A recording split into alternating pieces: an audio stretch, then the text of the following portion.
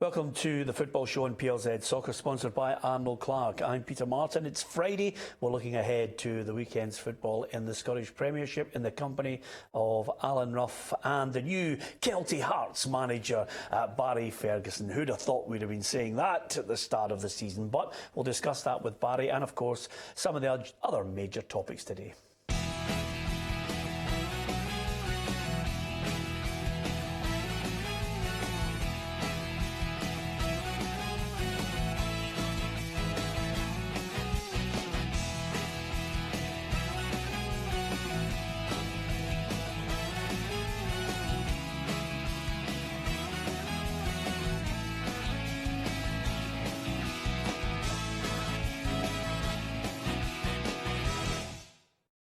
Lots to talk about on the Football Show, and as ever, before we get into the meat and bones of the weekend's matches, we'll also be discussing on the programme tonight Sergei Rachmaninoff, because quite simply we always try and keep the show linked to the common man, but since Roughie became a director at Partick Thistle, he's going to hear the music of Rachmaninoff tonight. So as you can see, Barry's joined Celtic Hearts, Roughie's into a Russian composer. We've lost that touch with the common man, the footballer who goes to football and loves his games. Let's speak to the two snobby guys on my left now and see if we can get some kind of sense out of them. First and foremost, Roughie, Steven Gerrard has had a couple of things to say today. First of all, he says Kyle Lafferty was wrong, he's apologised, and he understands Northern Ireland's stance on this. That will be a wee bit of a surprise to a lot of people, because a lot of people think that players take the influence from the club, you know, and we've discussed it before, that the club say, look, we'd rather you have you here, but it seems to have been the boys' decision, and it's good for Steven Gerrard to come out and clear the air on that one, that it wasn't the club that decided that was the road he was going to go down, it was the player himself. Yeah, well, it's Hamilton Accies, no disrespect to the Accies. You know, here's a side with one win in the last 6 games, so not in great form. They've been on the end of a 6-0 hiding. So can Rangers afford the loss of Kyle Lafferty this weekend? Had it been a bigger game, would there have been a different PR spin on this and more outrage? Yeah, I think they'll get away with it, because obviously Accies are struggling at this moment in time. Obviously the last result, Hibs destroyed them. But again, I think Steven Gerrard would have liked him if he wasn't going to start, to be at least on the bench. But I'm fully expecting Rangers to go there and beat Hamilton pretty convincingly, if I'm being honest, because they need to really get that monkey off their back and start winning away from home. And then when they start doing that, they can start to say that there's a serious challenge. Yeah, I know you've been out promoting the Star Sixes that you're going to be playing in for Scotland, and at that point, you know, you said you reckoned that there could be a real title charge from Rangers if they get that away for them together. Yeah, I firmly believe that I've got every confidence that the home form, when you've got that amount of fans behind you, the fans are certainly responding to that, but it's been disappointing not winning away from home yet, drawing at Motherwell, getting beat off Livingston, where I thought Livingston fully deserved it. So that's one thing that Rangers really need to sort out, the away form. Once they do that, then they can seriously think that they're going to challenge for the title. Yeah, and regardless of the fact that Hearts may well have made mistakes, Roughie, Rangers stepped up to the plate and dispatched them by 3-1 in the last game. Yeah, quite comfortable as well. I thought Rangers played particularly well, but we've said that all along about Rangers, and we've discussed how difficult it must be to play at home in front of 50,000 when you're not winning games. Barry will tell you, when you're winning games and you're going a goal up, everybody's right behind you. You just relax, and you can see Rangers players enjoy it now when they're winning at home. I think we all know the test will be the away games, the Hearts, the Aberdeens, the Celtics, and that's the ones that we'll be judging them on. Yeah, and Gerrard revealed that Paul Gascoigne was his hero. Just disappointed that he's not going to be inducted into the Scottish Football Hall of Fame. It'll be a disappointment, I'm sure, you know, in a quieter moment for Paul when the ceremony goes off tomorrow night. Yeah, that is. Yeah, beg your yeah, pardon. that is. You know, it will be. You know, and that's why we said, obviously, we all hope he's in good health. We hope if it is, I mean, he's only human. It will have affected him. You can throw out whatever you want, but to have something like that taken away from you, and I really do hope that there are people round about him if he is feeling it a wee bit. OK, so we don't anticipate any problems whatsoever for Rangers against Accies? I think Rangers will win pretty convincingly. I think 3-4 goals. Yeah, I've got them down for 4-0. Yep, I've got them for 2. I think they might not struggle on the surface, but it's always difficult if you don't score early on. You've got to get your head around that one, so I'm going to go 2-0. Okay.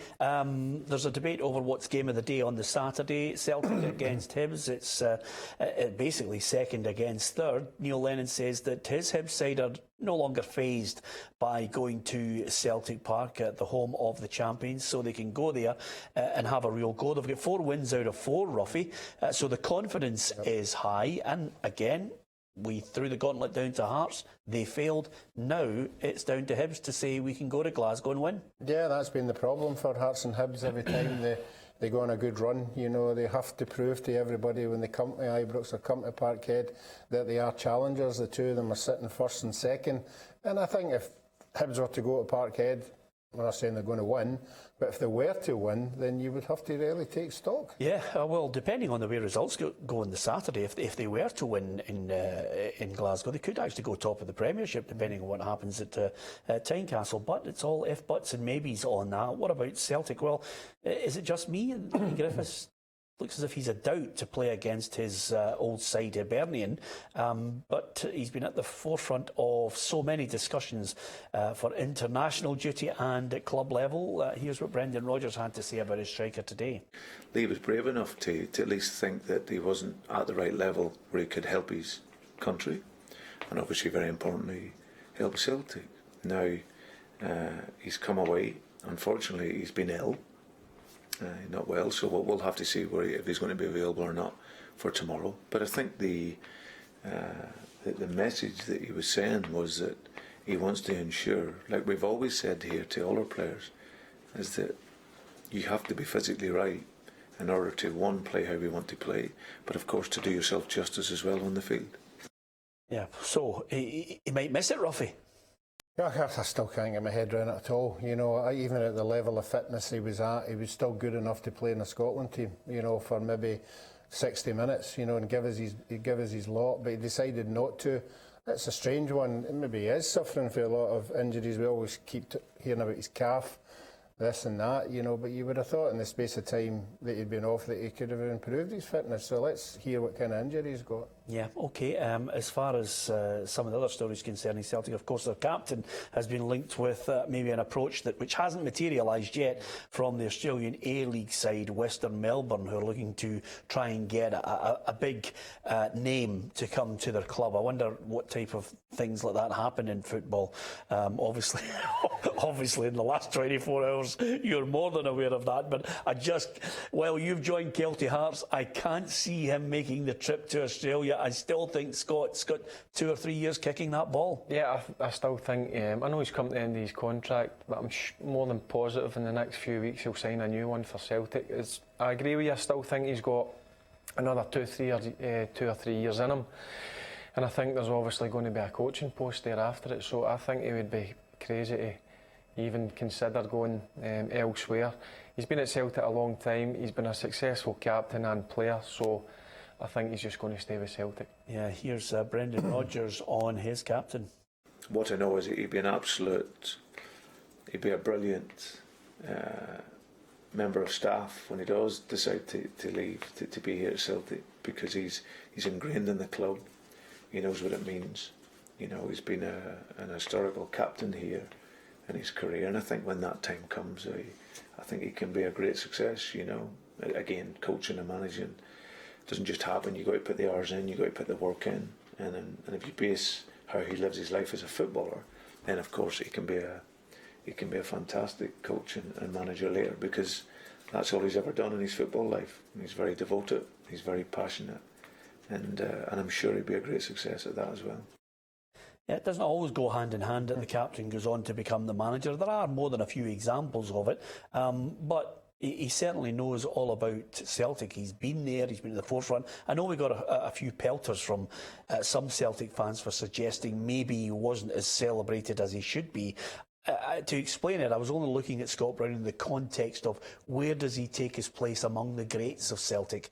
You know, some of the older generation might have to be convinced of a higher position for him. That was the only thing I was alluding to. Yeah, I think the present Celtic supporters would have to look at the names that you'd be throwing out there, and I'm sure the names that you throw out there would be top-class names. And again, you know, not taking anything away from him, he's been a tremendous captain. I just wonder if it would be the same influence, if I'm not saying he would, if Brendan Rodgers leaves. You know, would he still have the thoughts that he wants to do at Celtic? Because the two of them seem to have a really, really close bond together. Yeah, but Gordon Strachan liked him as well. He has a quality. I think he has a quality and a respect that managers see. I'm not so sure he had the same relationship with Ronnie Dyler, but I think, you know, players can spot failings in managers quickly, Barry. Yeah, listen, I've got to go on what he's done for Celtic. It's not about lifting trophies. I think certainly in the last 3-4 years he's come on to be a better footballer for me. When he first came, it was a bit of a struggle for him, but he's grew into the role. He's grew into being, for me, a really good Celtic captain, successful captain. And when he comes out of that team, I think they struggle. So that's how important he is to Celtic. So I think it's important that they try and keep him there. OK, what about the prediction? Celtic Hibs, I think Celtic will edge it by a goal. I'm the same. I think Celtic will edge it by a goal. It's going to be a tight one because what Neil Lennon's done at Hibs for me again this season's been excellent, but I just fancy Celtic just to steal it. Roughie? No, you've touched on good form going in there. Neil Lennon said the fear factor isn't there. I think they'll be good enough to get a 1-each draw. OK, I'm going to Tynecastle. I'm looking forward to it. Hearts Aberdeen. It's a contender for game of the day. It's first against 7th. Let's put it in perspective, because I think if you're looking at it statistically, game of the day is Celtic against Hibs, but this one has a team still believes they're the second force, which is Aberdeen. Derek McInnes is getting key players back, so they're not quite at full strength, but he's certainly getting a lot of injured players that weren't available to him, and they're against the Hearts side. If you look at them, they've one defeat in the last 12. Well, going on with Aberdeen, I don't think they've had a great start, and I'm sure Derek will admit that, but recently they've picked up a bit of good form, and they're going to a place where it's been made into a fortress this season, Tynecastle. Hearts have been, I think, deserve to be sitting at the top of the league. Fantastic start to the season, and I think that'll be a cracking game. I think it'll be a tight one, two evenly matched teams. As you mentioned earlier there, Aberdeen are now starting to get key players back. Hearts are missing maybe one or two players as well, so I think it's going to be tight. I'm going to go a score draw. Yeah, I just wonder, Robbie, and I know we talked about yesterday that Suter gone, Ikpeazu. I think two huge losses for Hearts. If anything, I think Craig Levein will be saying to himself, look, the guys who are here, you've got a great opportunity to try and cement your place in the team, because in January I'm going to go out and buy players. I think it's a stonewall certainty, because they'll look at this season and think 3 or 4 teams can take points off Celtic. They'll think they are serious contenders. Well, it's going to be a sort of a mini test for them with all these players being out. You've got to throw Lafferty into that equation as well. When they 3 were there, they were absolutely flying.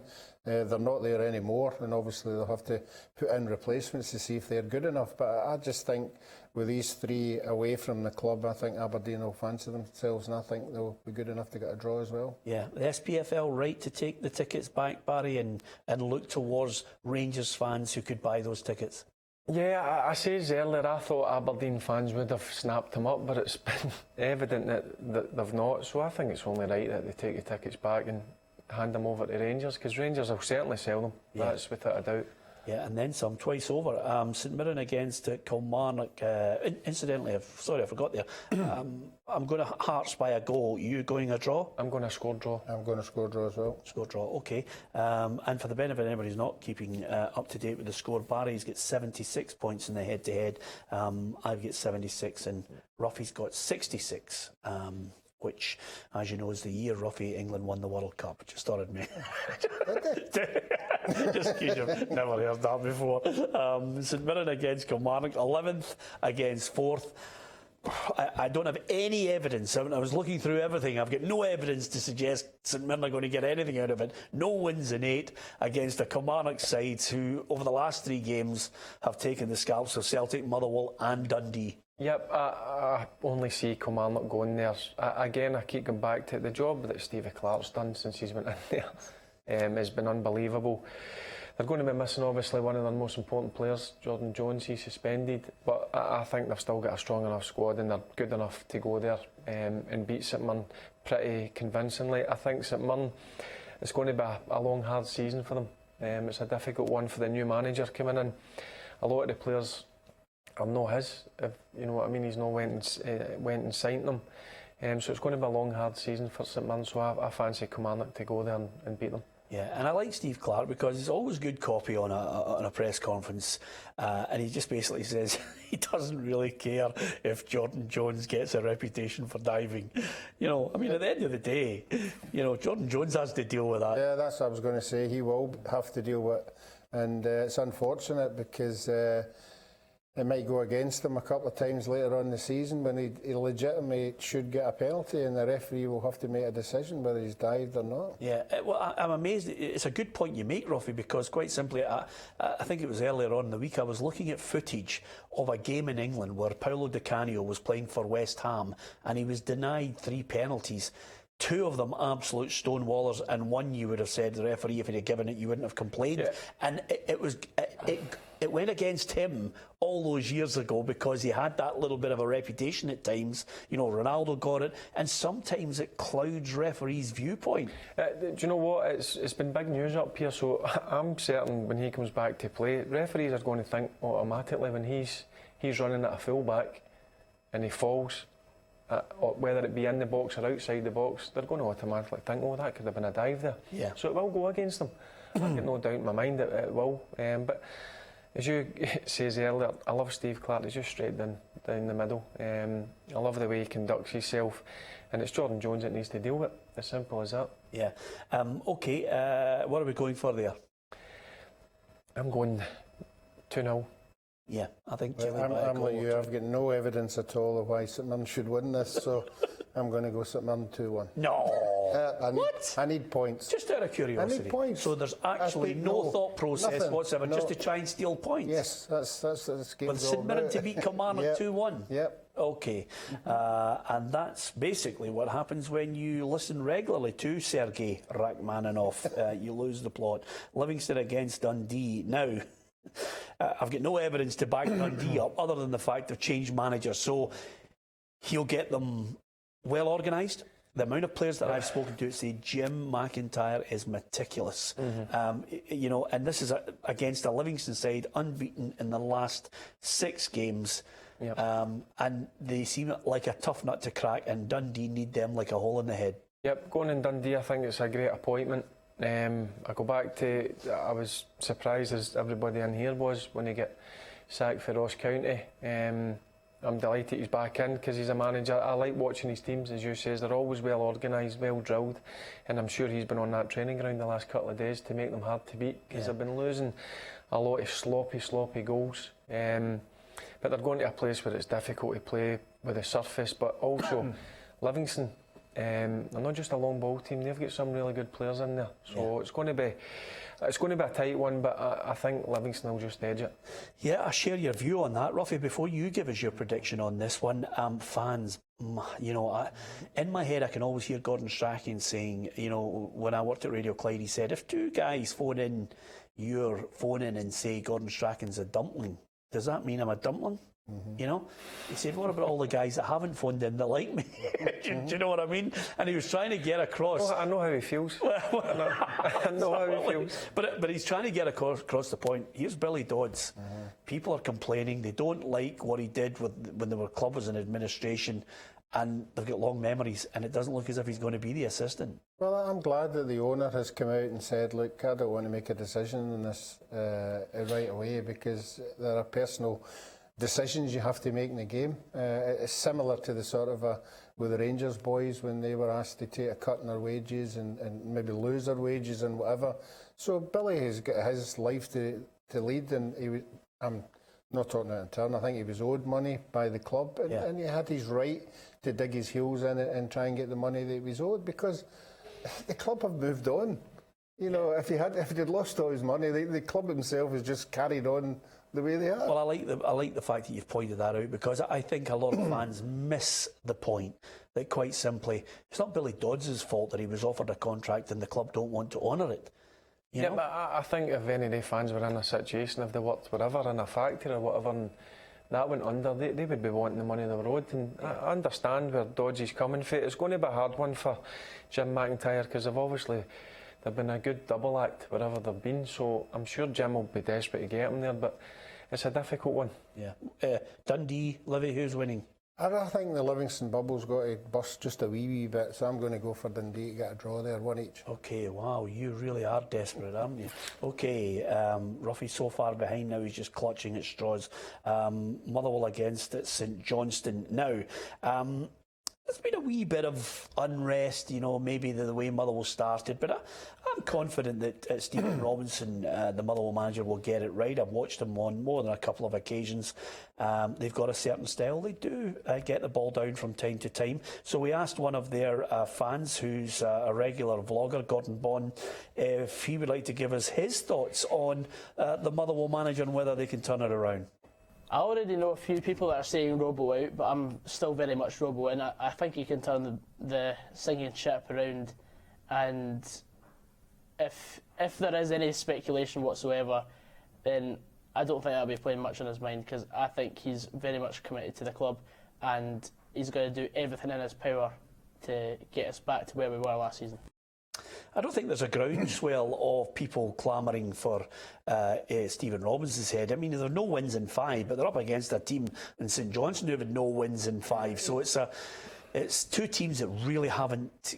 I don't think they've got their gear together this season yet. I'm surprised. Look, I know they've not won in 5, but I don't see there's going to be any problem for Motherwell this season. They're just going through a bit of a sticky patch. I think it's the amount of success he's had. We obviously get into the finals. That obviously the fans are looking, some of the fans, but look, I've got no issues with Motherwell. I think once they get that first win, they'll go on a run. They're a strong team. Again, they've got a lot of good players in there, so I think there'll be no issues for Motherwell this season. Roughie? I don't think so either. Most of the games, the highlights that I've saw, they're creating chances, they're just not putting them away, and obviously mistakes at the back are costly. So I just think they're one game away if you're just turning it around, and I think it'll be tomorrow. I'm going to go 2-1 Motherwell. Yeah, okay. I think Motherwell will edge that one as well. Just before we go, you're the new Celtic Hearts manager. You said you were going to think it over, talk to your family. What swayed you in the end? Just ambition in the club. I was actually taken aback when I went through and spoke to them.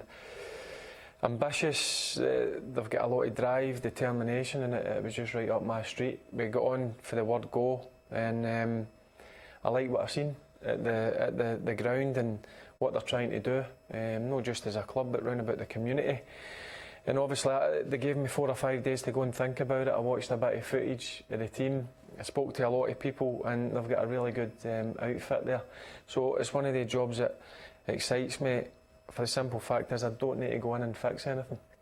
There's a good squad there. I might need to add 1 or 2 things of my own ideas on the training pitch or match day, but as I said, it was that they've got everything there that was needed. Yeah, well, we wish you every success. Obviously, you're going to stay with us as well, because it's a Loctite contract we've got you in. And Roughie, we've had Michael Moles, Boydie, everybody's been looking and thinking we've got 3 days a week on here if Fergie leaves, you know. And big jig, any chance if Barry goes. Just decided that we're going to keep a hold of him anyway. Okay, Barry and myself will be going out, mixing with people we were brought up with tonight. Roughie will be listening to Sergei Rachmaninoff, the Prelude in C minor, which is known to so many of us. You'll be listening to that now that he's a director at Thistle, and mixing with the upper echelons. Football, just a mere thing for Barry and me to worry about. Barry, Rachmaninoff. What's happening? I don't know what's happening to the guy. Since he's obviously took over that role at Partick, he's missing some of our nights out as well. He's missing. Good point, Barry. Very good point. Which is disappointing. I thought it was a team bonding. exercise at times, but Do you honestly think I'm going to miss that night out? no, but you missed a night out a couple of He's weeks missed, ago. yeah, absolutely. It's a good point as well, Barry. There's a good manager. He never misses a trick. Yeah, he's missed one team night out, and of course he's now mixing with people that, you know, Barry and I used to have to go and chap their door to ask if we could get their ball back out of their huge estates.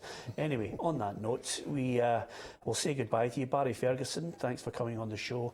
And of course, Lord Roughie, thank you also for joining us. Hopefully you can join us on Monday. Subscribe to our YouTube channel. Until then, thanks for watching.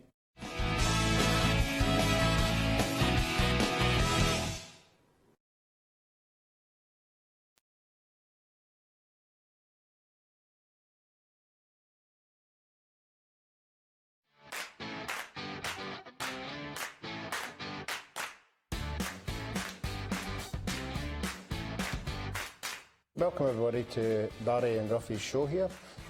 We are going to play PES 2019. As you know, we have to select two sides. I have picked Coca-Cola from the Mexican League and Barry has picked Barcelona. So both of us are very expert at this, so as you'll soon see that it's going to be very competitive, and let's see who wins. Right, let's go, let's kick off. There we go. Bang. Okay, that's right. Oh, there. Just keep the ball. Keep the ball. Where's Roughie? Oh! Oh, it's an own goal!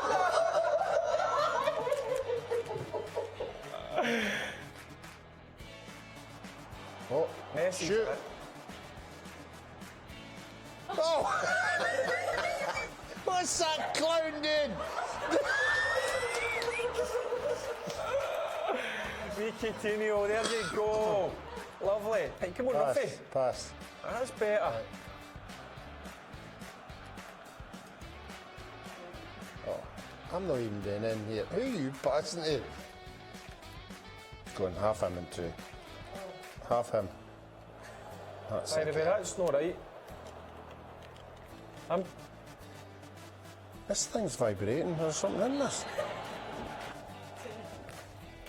Superb, magnificent. Battered you.